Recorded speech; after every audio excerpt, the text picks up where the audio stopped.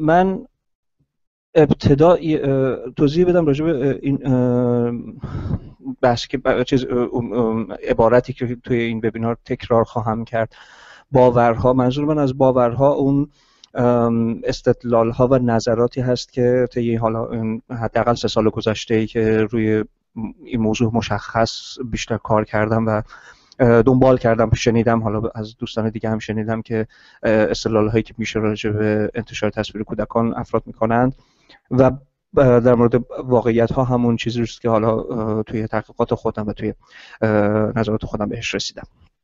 یه باور مقدماتی هم در رابطه خود موضوع وبینار مطرح میشه.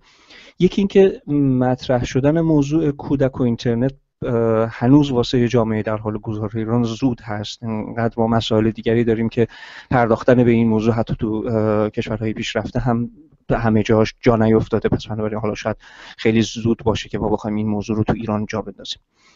دیگه این موضوع مطرح میشه که وقتی خود فعالای حقوق کودک در مورد منافع کودک اتفاقا نظر ندارند، از ما، حالا از ما که مخاطب عادی هستیم، احتمالاً مثلا شهروند عادی هستیم یا فعال حوزه‌های دیگر هستیم، چه انتظاری دارن؟ دیگه اینکه نهایتا وقتی ما تو این حوزه تخصص نداریم، خب به رفتار فعالای حوزه کودک نگاه میکنیم و بعضی از این فعالان هم تو برخی از این فعالیت هاشون از با تصویر کودکان رو منتشر میکنن یا خودشون تصویر بچه‌های خودشون رو منتشر میکنن یا حتی صفحاتی براشون دارن. خب این حتما کار مجازی هست ما انجام میدیم. و نهایتا اینکه هر کس که یکی از چیزهایی که من میخوام حتما بهش بپردازم این که هر کس که دغدغه رعایت حقوق کودک حفاظت ازش داره فعال حقوق کودک محسوب میشه. من یه علامت سوالم آخر باورها میگذارم به خاطر اینکه اگر چیز دیگری هست که من از قلم انداختم شما میتونید اضافه بکنید اگر پاسخش تو این وبینار داده نشد، چه اینجا چه در جای دیگه مطرح بکنید و به اون هم بپردازیم. همون چیزی که من حالا در همین مقدمه راجع به واقعیتایی که من مد نظرم هست میخوام مطرح بکنم این هستش که فراگیر بودن استفاده از اینترنت و آثار بلند مدتی که تو زندگی افراد داره فرصت برای به تطبیق انداختنش رو به ما نمیده.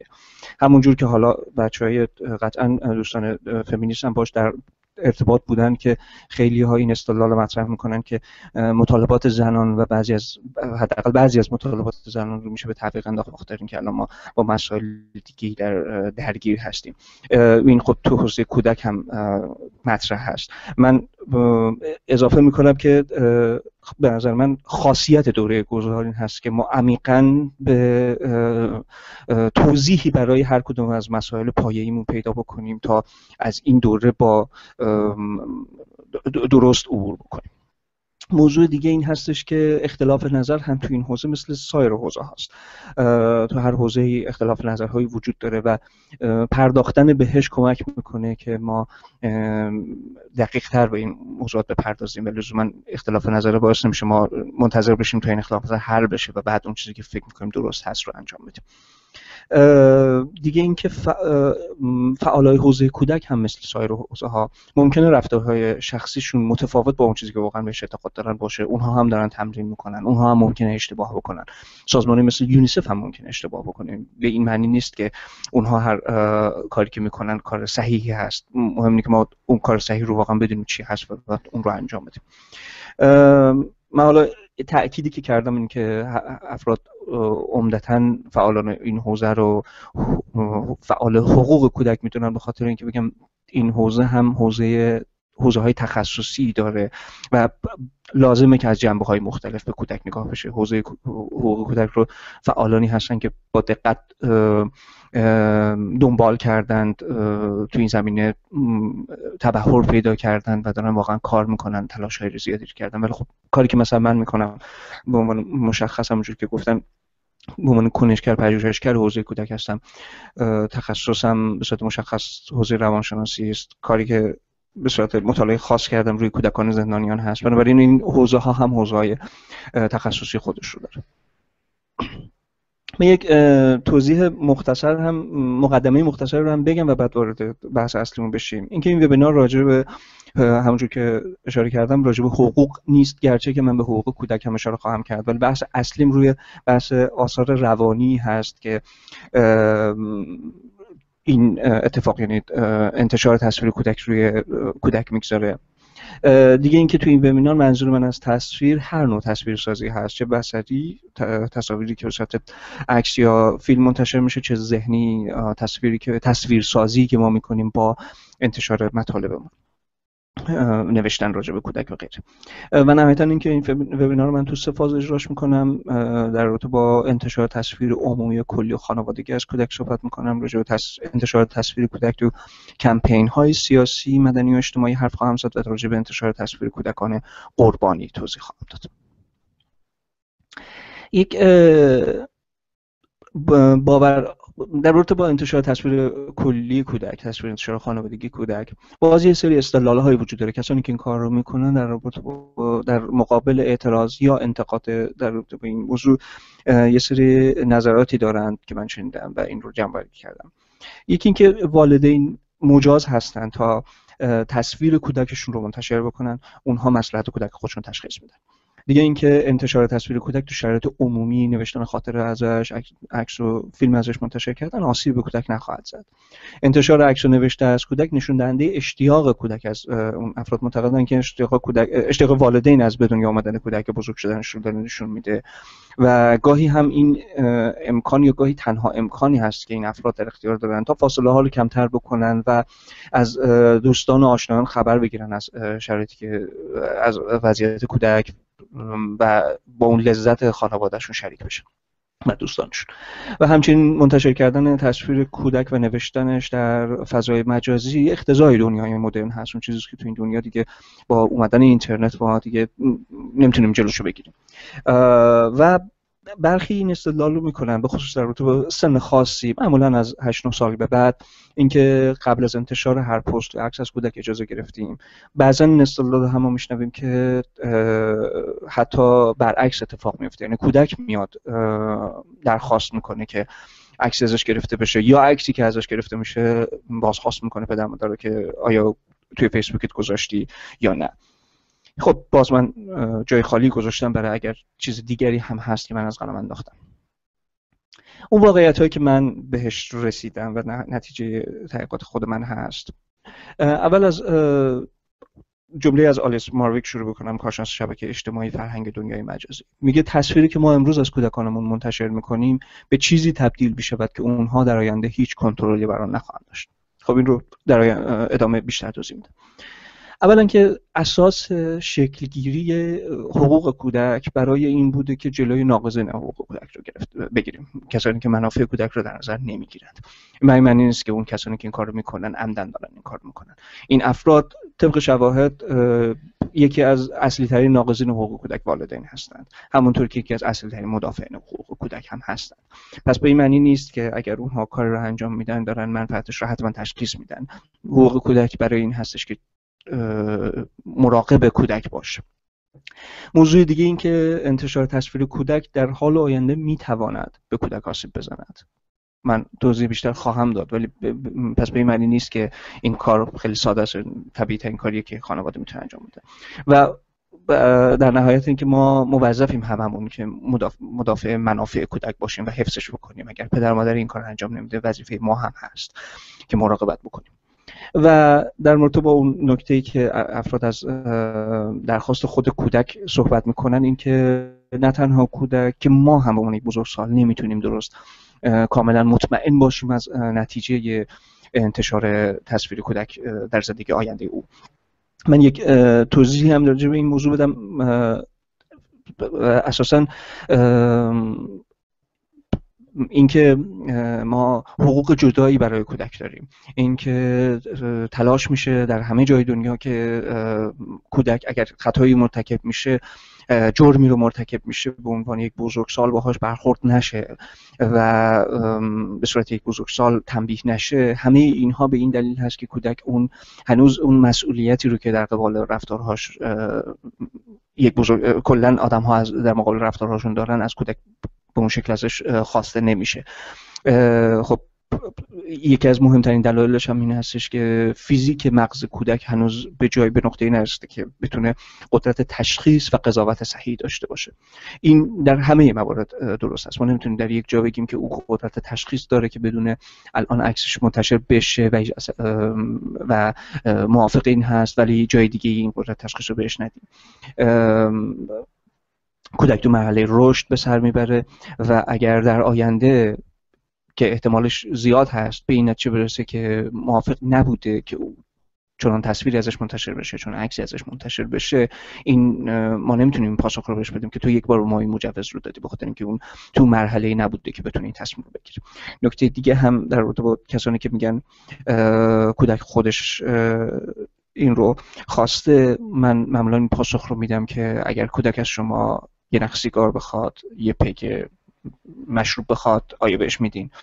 اونجا ما این کار رو نمی کنیم به دلیلی که به آسیبی که بهش میزنه احتمالاً، یا دلایل دیگری که داریم معتقدیم باور داریم به بونستیم. احتمالاً اگر اینجا هم به این نتیجه برسیم که واقعا این میتونه حداقل آسیب بزنه، نسبت بهش یه مقدار با وسواس بیشتری برخورد خواهیم کرد. نکته دیگه این که من حالا یه مثال بزنم باز دوباره که بتونیم این بحث رو جمع‌بندیش بکنم. فرض بکنید شما دوستی دارید که سایر دوستانتون، جمع دیگر دوستانتون که اونها رو میشناسید هیچ شناختی ازش ندارن و شما مرتباً در طی یک دوره زمانی از اون دوستتون بین جمع دوستان دیگرتون خاطره‌ای تعریف میکنید، ازش نقل قول میکنید، عکسی رو ازش منتشر میکنید. تصویری که اون افراد، اون جمع دوستان از دوست نادیده شما خواهند داشت چیست؟ قطعاً اون چیزیست که شما تصویر کردید بر اساس قضاوتتون، بر اساس تشخیصتون، بر اساس باورهاتون. آیا اون فرد نمیتونه مخالف اون تصویر باشه؟ آیا نمیتونه اعتراض بکنه که این تصویر واقعی من نیست یا همه اون چیزی که من هستم نیست؟ قطعا میتونه. احتمالاً در بعضی از موارد اون فرد توانایی تغییر دادن اون تصویر رو هم نخواهد داشت. شاید آخرین باری باشه که اون افراد رو میبینه و باشون برخورد نخواهد داشت. در مورد کودک این احتمال خیلی قوی تر هست، بخاطر اینکه کودک رو اساسا ما فردی میدونیم که توانایی دفاع از خودش رو نداره و این قدرت رو برای تغییر اون تصویر که ما ساختیم نخواهد داشت. پس من اینجوری میگم که اگر ما قبل از اینکه بریم خودمون رو در فضای قرار بدیم که دیگران ما رو ببینن، جلو آینه میریم نگاه میکنیم به خودمون. اگر که میخوایم نوشته‌ای رو بنویسیم، منتشرش بکنیم، چند بار میخونیمش. اگر که ما عکس رو میخوایم منتشر بکنیم، از بیرون چند تا عکس گرفتیم انتخاب میکنیم. در مورد کودک حتما باید این کارو بکنیم، با وسواس خیلی بیشتری هم باید این کارو بکنیم، بخاطر اینکه دیگه اون ما نیستیم. من این رو به این شکل بس جمع‌بندی میکنم. این بخش از صحبتم رو میگم قبل از انتشار تصویر کودک، نوشتن یادداشت در موردش یا هر تصویرسازی عمومی ازش به ضرورتش فکر کنیم. آیا ضرورت داره که این کارو بکنیم یا نه؟ به این سوال فکر کنیم که آیا ضرر رو داریم متوجهش میکنیم یا نه. همونجور که من بعداً باز اشاره خواهم کرد که این ضرر میتونه در آینده باشه و میتونه اون چیزی نباشه که ما دقیقاً الان میدونیم، میتونیم تشخیصش بدیم. و نهایتاً برای پاسخ به این پرسش آماده باشیم که چه تصویر، چه ذهنیتی رو داره در مورد کودک خودمون ایجاد میکنیم و اون رو منتشر میکنیم. بحث بعدی من راجع به پیام رسانی از طریق کودک هست توی فضاها، کمپین ها و فعالیت های اجتماعی، مدنی، سیاسی. ابتدا من چند تصویر رو نشون میدم، میذاره از ذهنمون دقیق تر بشه راجع به چی داریم صحبت میکنیم. تصویر بالا سمت راست اگر مشاهده بکنید، تصویر دو تا کودکی هستش که در مراسم استقبال از یکی از مقامات رسمی دارن دیده شدن و حالا نوشته رو پلاکاری رو با خودشون حمل میکنن و توی بعضی از شبکه‌ها منتشر شده. تصویر پایین سمت چپ کودکی است که در مراسم اعتراض معلم‌ها باز یک فعالیت مدنی هستش شرکت داده شده و باز نسبت به شرایطی که معلم‌ها دارن اعتراض کردن. تصویر بالا سمت راست این لزوما میخوام بگم که کاری نیست که فقط ما ایرانی‌ها انجام بدیم، در خارج از ایران هم اتفاق میفته. تصویر دو کودکی است که اخیراً منتشر شده بود راجبه که در کمپین آموزش بهداشت قاعدگی شرکت داده شده بودن و اینکه لزوم آموزش به پسر بچه‌ها در این مورد هست. و نهایتا تصویر پایین سمت راست هم اخیراً دوباره باز در بعضی از شبکه‌ها دیدم که باز نشر شده بود در کمپین حضور زنان در ورزشگاه‌ها و اون هم پسری است که این خیلی استدلال در این مورد شده بود که این فرد موارد شبیه این تو یک فضای خانوادگی گرفته شده، بگذاریم از اون نوشته چاپ شده دستش، و این خب خانواده در جریان بودن، اونها خودشون گرفتن، خودشون منتشر کردن و نهایتا بقیه دیدن خوششون اومده و باز نشرش کرد. حالا کلیت اون جنبندی که من از باورها، استدلال‌هایی که افراد در مقابل نقد ما برای نشر این تصاویر کردن رو میگم. اینکه حضور کودک توی کمپین‌های تبلیغاتی به عقیده این افراد در صورتی که پیام مثبتی داشته باشه، فعالیت سالم اجتماعی باشه، مثل حضور توی انتقاد معلم‌ها، نمیدونم اون کمپین آموزشی یا فعالیت کمپین اجتماعی، اینها مجاز هست. اینکه حضور کودک تو مراسم مثل حالا خوش آمدگویی یا فعالیت‌ها یا که بار منفی داره، بار منفی اجتماعی داره به دلیل جنبه نمایشی، سوء استفاده از کودک مجاز نیست. این رو هم برای این دوتا رو با هم آوردم که بعضی از افرادی که تصاویر مثلا کودک در ورزشگاه یا کودک در مراسم تجمع معلم ها رو منتشر میکنند و ازش استفاده میکنند، نقد خیلی جدی به اون تصویر مثلا کودک در مراسم خوش آمدگویی دارن. این تناقض رو اینطور توجیه میکنن و توضیح میدن. دیگه اینکه حضور کودک در فعالیت‌های مدنی اجتماعی به رشد شخصیت کودک کمک میکنه، به گسترش دانش سیاسیش، به فعال بودنش به جای منفعل بودنش در آینده خواهد انجامید. و اساسا اینها میگن، بعضیاشون میگن که کودک در آینده بعد از پدر مادرش ممنون باشه که اونها رو با این فضاها آشنا کرده و این فرصت رشد رو بهشون داده. دیگه اینکه حضور در هر یک از این فعالیت‌های سیاسی اجتماعی با تشخیص و صلاحیت والدین خب مجاز هست و باز اگر چیزی شما بهش میخواید اضافه بکنید. خب اون چیزی که باز من بهش رسیدم با این صحبت سوفیا لوینگستون شروع بکنم، از پروفسور روانشناسی اجتماعی متخصص کودک و اینترنت. او در رابطه با انتشار تصویر کودک در فضاهای مجازی صحبت میکنه و میگه باید با این سوال شروع بکنیم که این کار چه هزینه‌هایی رو به دنبال داره. این هزینه‌ها میتونه تو آینده خودشون نشون بده. اولا ما با تفکیک اون پیام‌های مثبت و منفی بار معنایی است که ما داریم به اون پیام‌ها میدیم و این بار معنایی رو داریم به کودک تحمیل میکنیم.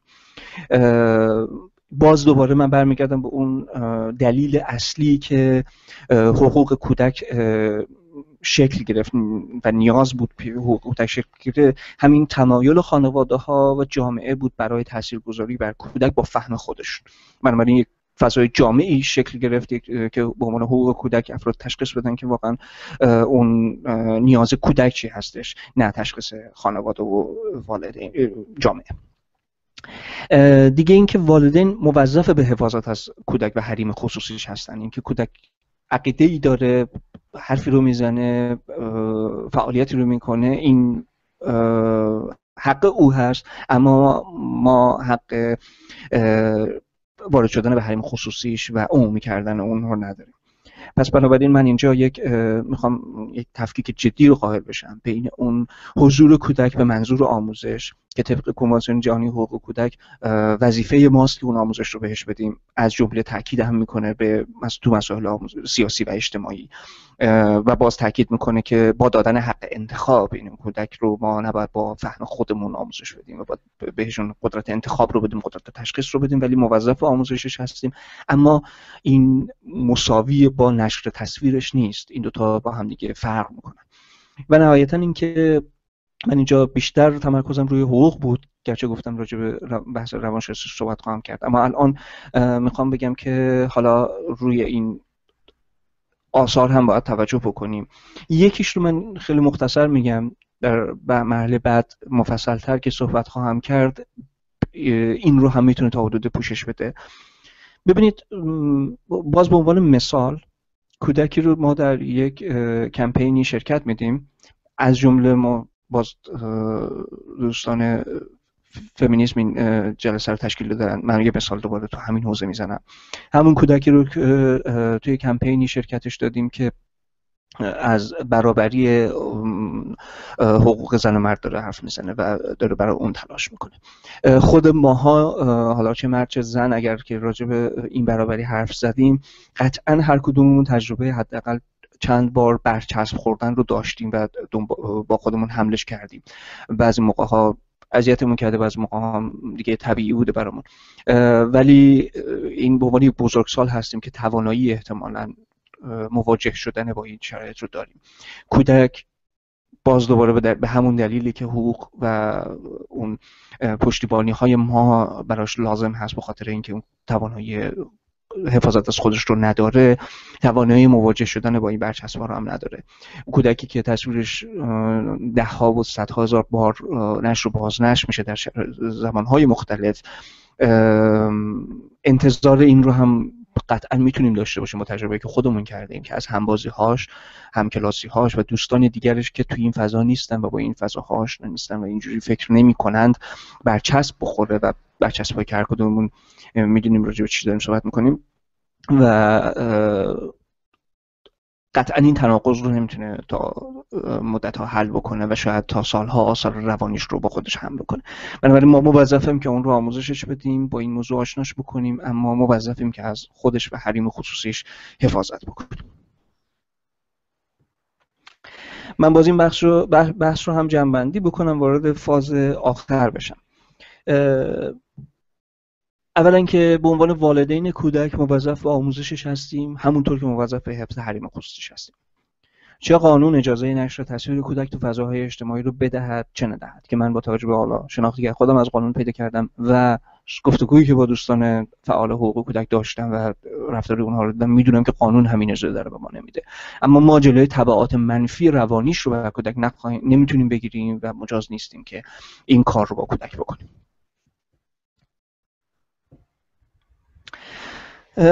بحث آخر من راجع به انتشار تصویر کودک قربانی هست.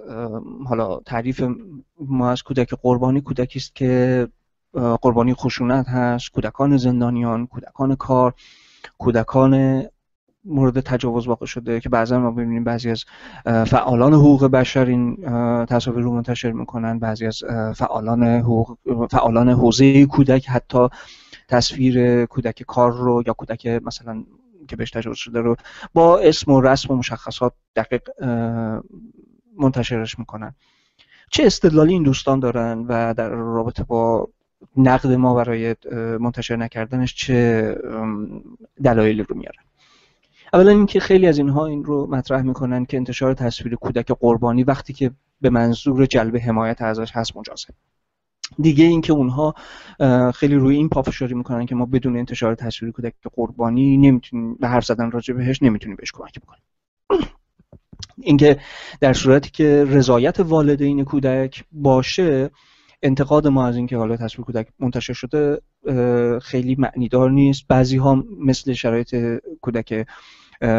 تصویر عمومی از کودک استدلال میکنن که اصلا خود کودک از ما خواسته که بیا از من عکس بگیر و مثلا برای آزادی مادرم یا پدرم یا هر کسی دیگه تلاش کن. خب در مقابل نقد ما هم خیلی ها میگن که خب شما چرا کاسه داغ‌تر از آش شدید. دیگه اینکه انتشار تصویر کودک قربانی اگر بهش کمک نکنه که این افراد معتقدن حتما میکنه، بهش آسیبی نمیزنه. و اینکه این تصاویر تو بعضیا باز معتقدن شبیه همون تصویری که ما تو این شکل میبینیم سمت چپ، کودکی تو بغل مادرشه و از زندان آزاد شده یا مرخصی اومده و این تصویر روی فردی گرفته و بعدم تو دنیای بزرگترها منتشرش کرده. اصلا به کودک ارتباطی پیدا نمیکنه که اصلا بخواد بهش آسیب بزنه و باز اگر باور دیگه‌ای باشه که من اینجا جا انداخته باشم. اما باز اون چیزی که من بهش دست پیدا کردم، بهش رسیدم در حقیقت خودم، باز مجددا در رابطه با انتشار تصویر کودک تو فضای مجازی، ساریتا یادریسکونیک، کمک استاد مدرسه اطلاعات دانشگاه میشیگان، میگه 10 سال دیگه وقتی کودکان امروز به سن نوجوانی رسیدند، چطور به کاری که ما در موردشان کردیم نگاه خواهند کرد. من نمونه هایی دارم شنیدم از دور و برک از نوجوانانی که تصاویرشون تو کودکی سالهای قبل دهه 80 مثلا یا اواخر 70 منتشر شده بوده و بسیار ناراضی‌اند از اتفاقی که افتاده بود. حالا من در توضیح خواهم داد راجع به اون باورها. اولا اینکه کودک قربانی به حمایت و پشتیبانی ما نیاز داره. اون چیزی که تو این تصاویر دیده میشه، توی حرف زدنهای ما از این بچه‌ها دیده میشه. اغلب من نوشتم و معتقدم که تقریبا تماما جلب ترحم هست. من راجع به این هم باز اشاره خواهم کرد، در ادامه توضیح بیشتر خواهم داد. برای کمک به کودک قربانی راه‌های سالم و سودمند زیادی وجود داره که انتشار تصویر کودک شامل هیچ کدومشون نمیشه. نه بهش کمک میکنه، نه راه سالمیه، نه راه سودمندیه. اعتراض نکردن والدین لزوما به معنی موافقت با انتشار تصویر کودک نیست. از سوی دیگه وظیفه والدین حفاظت از کودکه. اگر اونا به وظیفه‌شون عمل نمی‌کنن، ما موظفیم که این کارو بکنیم. چند وقت پیش ویدیویی از دو کودک خانم زندانی منتشر شده بود. همسریشون خارج از ایران بعد از تقریبا 48 ساعت اعتراض کرد و اون تصویر برداشته شد، حالا حداقل از منبعش.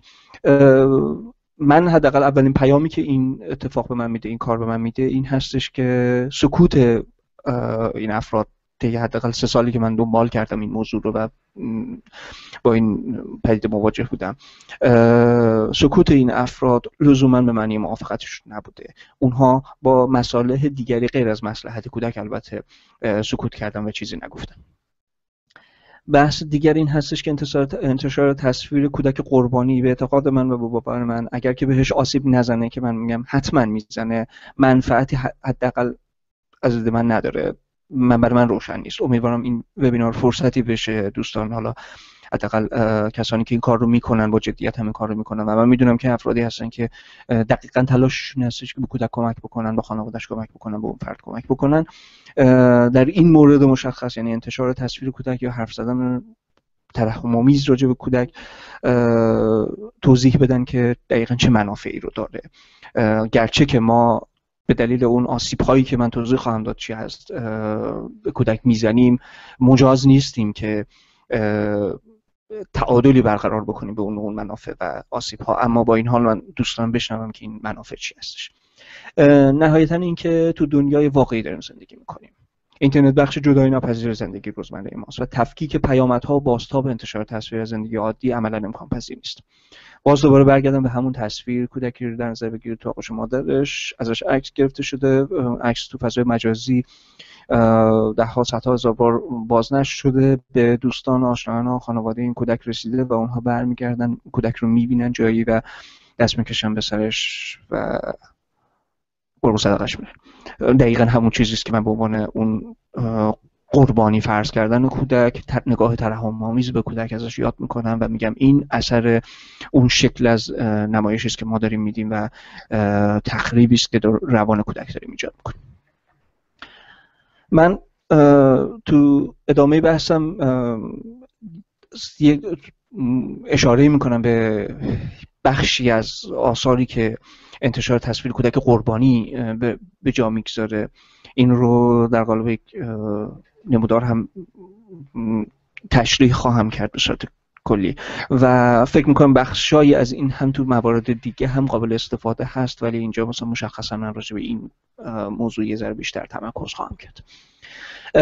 اولا که حالا ما در رابطه با این بخش میگیم که به احتمال خیلی بالاتر این اتفاق خواهد افتاد، دلیل که کودک ضعیفتر میشه در این شرایط و آسیب پذیرتر میشه.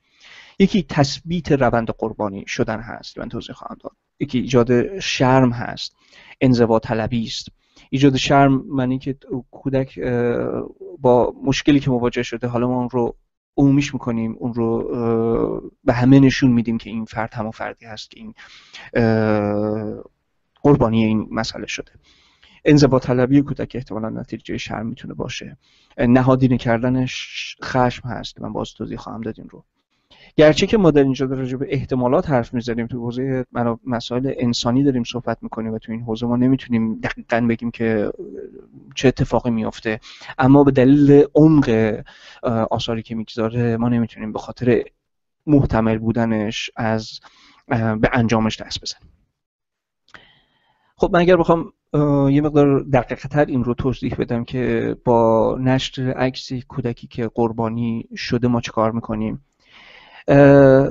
بذارید اول بگم که سالم ترین راه که معمولا روانشناسا توصیه میکنن برای کسی که با یک قربانی یک اتفاقی شده با یک کودک چه باید کرد، این که ما یکی از کارهای مهمی که باید اتفاق بیفته این که احساس کودک درک بشه. این کودک خشمگین هست، عصبانی است، غمگینه، حالا مثلا در کودک زندانی دلتنگه. اول از همه احساس خود کودک باید تست بشه که خودش یه پروسه خیلی کارشناسانی دقیقی است و باید با دقت اتفاق بیفته. بعد پذیرش اون احساس هست، یعنی بپذیریم که اون کودک اگر که دلتنگه میتونه دلتنگ باشه، اون رو نفیش نکنیم و خودش هم اون رو بپذیره، قبول بکنه که الان این احساس رو داره و حق داره که این احساس رو داشته باشه و بعدش در مرحله بعد وقتی اون احساس مسئولیت رو کرد کمکش بکنیم که چطوری با اون احساسش برخورد بکنه و از این مرحله عبور بکنه. این سالم ترین راهی هستش که باید اتفاق بیفته. اما وقتی ما تصویر اون کودک رو به اون شکل منتشر میکنیم و افراد شروع میکنن به جملاتی رو گفتن، حرفایی زدن راجع به اون کودک، اولین کاری که میکنیم این هستش که برچسب داریم میزنیم به اون کودک، انگی رو داریم بهش میچسبونیم. من این دوتا رو هم تفکیک کردم به خاطر اینکه معمولا مثلا حالا با مثال داریم راجع به کودک قربانی، کودکی که فردش زندانی هست حرف میزنیم، مثلا میتونه فرد زندانی میتونه فردی باشه که مثلا قاچاقچی بوده یا معتاد بوده یا غیره. خب این معمولا بهش انگ میخوره، یک انگ کودک یک معتاد یا قاچاقچی. و در مورد کودک زندانی مثلا برچسب معمولا حالت مثبت میتونه داشته باشه احتمالاً، و کودک یک آزادی خواه هست، مثلا کودک یک فردی هستش که برای حقوق بشر تلاش میکنه غیر. در هر دوی این حالت ها اتفاقی که میفته ما احساسات کودک رو نادیده گرفتیم، مثلا توجهی نداریم که اون کودک الان حتی میتونه از پدر مادرش که زندان هستن خشمگین باشه و میتونیم بهش حق بدیم که میتونه حق داشته باشه که خشمگین باشه و حالا چطوری باش مواجه بکنه، ولی ما اون رو نادیده میگیریم. این کار دو تا نتیجه خیلی بارز میتونه داشته باشه. یکیش درونی کردن اون حس قربانی بودن است.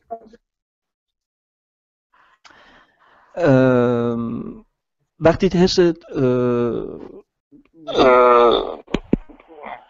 فکر کنم میکروفونی باز هست، من صدای خودم دوباره میشنوم. وقتی این اتفاق میفته یعنی حس قربانی بودن درونی میشه واسه کودک، دو تا اتفاق میتونه بیفته دوباره بر حسب اینکه ما برچسب زدیم بهش، انگ زدیم بهش. یکی اینکه توی حالتی که برچسب خورده کودک یک فرد آزادی خواه هست، یک حس برتری پیدا میکنه، حس میکنه درون خودش که نسبت به کودکان دیگه چیز برتری داره، یک امتیازی داره.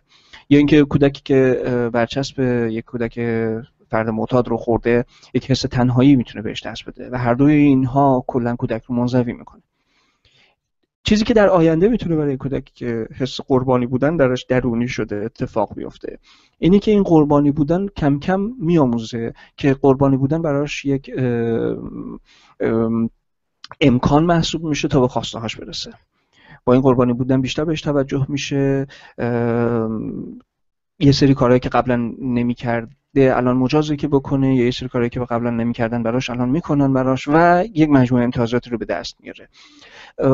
کم کم او میاموزه که میتونه نقش قربانی رو بازی بکنه و این نقش رو در بزرگسالی تو بحران‌های زندگیش که باش مواجه میشه، تو زندگی عاطفیش، تو زندگی کاریش، شخصیش و حرفه‌ایش، این تو هر بحرانی نقش قربانی رو بازی میکنه، نقش یک فرد منفعل رو بازی میکنه و خب که نتیجهش رو فکر میکنم هممون میدونیم که میتونه به تخریب جدی اون روابط منتهی بشه. اتفاق دیگه ای که میفته توجیه خشم هست. همونجور که عرض کردم تو سالم ترین روش که باید اتفاق بیفته این هستش که کودک اون مسئولیت احساس خودش رو به عهده میگیره و رفتاری میکنه متناسب با و یاد میگیره که چطوری اون رفتار رو کنترل بکنه و متناسب رفتار بکنه، متناسب با شرایط اجتماعی رفتار بکنه.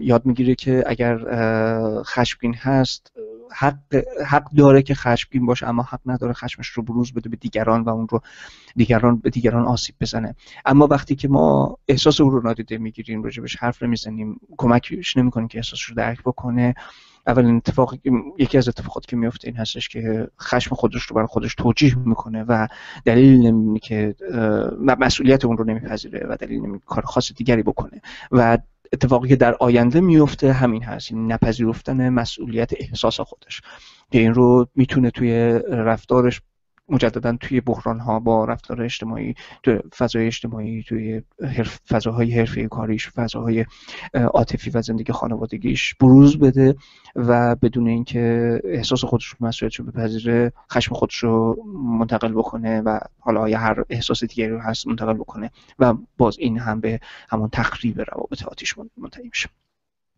من این فصل رو هم جمع‌بندی بکنم. من میگم اگر که کاری برای کودکان زندانیان از ما برنمیاد به انتشار تصویرشون دست نزنیم. من این رو بارها دیدم، کسانی که حالا به خصوص تو فضاهای مجازی عکس رو منتشر میکنن از کودک یا نوشتی رو ازش مینویسن، نوشتی احساسی رو مینویسن و بعد هم این سوال رو مطرح میکنن که ما چه کردیم و خب این عذاب وجدان رو در دیگران برمیانگیزن. من میگم که تحت تاثیر این حرفا قرار نگیریم و تحت تاثیر قرار ندیم دیگران رو احساساتشون رو برانگیخته نکنیم که نهایتا بخوان حالا این تصاویر رو لایک کنن، شیر کنن یا به اشتراک بگذارن یا کامنت احساسی رو بگذارن. اگه کاری برنمیاد واقعا ازمون کاری نکنیم، لزومی نداره که ما دست به کاری بزنیم. انتشار تصویر کودک زندانی قطعا میتونه آثار روانی جدی به جا بذاره برای کودک و چه از نظر حقوقی و چه از نظر انسانی ما مجاز نیستیم و این کار پذیرفته نیست، انتشار تصویر کودکان زندانیان. یک سوالی مطرح میشه معمولا، خب میگن که راه حل جایگزین چیه؟ من اول این توضیح رو بدم. من حالا در حوزه فضای کلی خانوادگی اگر حرف بزنیم، من تجربه پدر بودن رو ندارم و حالا پدر یا مادر نیستم، گرچه که خواهرزاده شیرین دارم، اما قطعا میدونم که این تجربهش خیلی متفاوت هست با پدر بودن و تجربه کردن این فرزند داشتن. من گرچه میگم کنشگر پژوهشگر هستم، اما باز عمده کارم معطوف به اون حوزه پژوهشگریم هست و فعالیت مدنی که میکنم، فعالیت اجتماعی که میکنم با اون بر اساس اون نتایجی هست که بر اساس تحقیقاتم میخوام بگیرم. اما خودم رو فعال مدنی اجتماعی نمیدونم، با این توضیح که اون فعالیت رو یک فعالیت خیلی حرفه‌ای میدونم و اینکه برعکسش بخواد باشه. بنابراین میگم اون کسانی که متخصص اون حوزه هستن، اون کسانی که پدر یا مادر بودن رو دارن تجربه میکنن، وقتی بدونن که این کار مضراتی داره، این کار مجاز نیست، این کار درست نیست، اون موقع راه حل خودشون رو پیدا میکنن. اما با این حال من توضیحاتی راجع به هر کدوم از این فازها خواهم داد، چیزایی که به ذهن خودم میرسه. اولا باز از آقای حسین رئیسی وکیل دادگستری پژوهشگر حقوقی با سابقه وکالت و مشاورت حوزه کودک نقل قولی میکنم. قاعده حقوقی در مورد استفاده از تصویر کودکشون به طور کلی میگن منع و ممنوعیت هست، مگر اینکه منافعی برای کودک داشته باشه. خب در مورد فاز اول من میگم که هستن کسایی که هیچ تصویری از یا نوشتی از کودکشون منتشر نمیکنن. اصلا به معنی نیست که اون افراد ذوق نکردن که پدر یا مادر شدن، اون افراد شوق ندارن از بزرگ شدن فرزندشون، اما معنیش اینه که احتمالاً اونا به نتیجه رسیدن که این کار درست نیست، منفعتی برای کودک نداره، ضرورتی نداره، جور دیگری این کار رو میکنه. باز من میگم اگر خواستیم در همین فضا، بالاخره من هم خودم توی این فضای مجازی هستم، میدونم بخشی از زندگیمونه، اگه خواستیم توی این فضا کاری بکنیم از خودمون بنویسیم، از حسهای خودمون و چیزی رو به کودکمون نسبت ندیم و نهایتا اینکه مراقب اون چیزی که در مورد کودکمون می‌نویسیم ازش منتشر می‌کنیم باشیم. در مورد بخش دوم، اون بخش استفاده از کودک در کمپین ها، من میگم به کودکانمون حتما آموزش بدیم، اونها رو حتما آشنا بکنیم با این فضا، در مورد تجربیات خودمون بنویسیم، از اینکه خب وقتی کودک رو آموزش دادیم چه اتفاقاتی افتاده، چطوری ما این کار رو کردیم، برای اینکه اگر فکر می‌کنیم دیگران رو هم میتونیم کمک بکنیم وارد این کار بشن، اما از تصویر اون کودکانمون تو فعالیتمون استفاده نکنیم. در مورد فاز سوم میگم اگر به کودک زندانیان دسترسی داریم، برقراری ارتباط سالم بدون نگاه ترحم‌آمیز. اون کودک گرچه قربانی است، اما قربانی نباید دیده بشه و قربانی نباید فرض بشه. بدون نگاه ترحم‌آمیز آثار روانی مثبتی رو داره. اگر امکان نزدیکتری داریم میتونیم نقش مربی رو براشون بازی بکنیم، میتونیم باهاشون وقت بگذرونیم، میتونیم کتاب بخونیم باهاشون، تو فعالیت‌های مختلف شرکتشون بدیم و باهاشون باشیم. اگر این دسترسی نداریم و با خانواده‌هاشون دسترسی داریم، میتونیم ازشون حمایت کنیم، حمایت معنوی بکنیم. اگر دانشی داریم، گرچه این خیلی مرز باریکی است، چون معمولا ما فکر می‌کنیم دانش داریم و راجع به مسائل مختلف نظر میدیم، در صورتی که میتونه نظرات واقعا حتی مخربی هم باشه، ولی به هر حال اگر فکر می‌کنیم دانشی داریم کمکشون می‌کنه اون در می‌ذاریم. اگر هیچ کدوم از اینها نیست اصلا لزومی نداره ما واقعا کاری بکنیم، اون هم کاری که زیان مستقیم به کودک داره. و من با این جمله از ویکتوریا نش از انستیتوت اینترنت آکسفورد تمام بکنم که پاسخ به این سوال مهمه که کودکان ما در آینده چه اطلاعاتی را دوست خواهند داشت که از اونها منتشر شده باشه. ممنونم از حوصلتون و باز هم تشکر میکنم از فمینیسم روزمره که این فضا رو فراهم کرد تا این بحث مطرح بشه.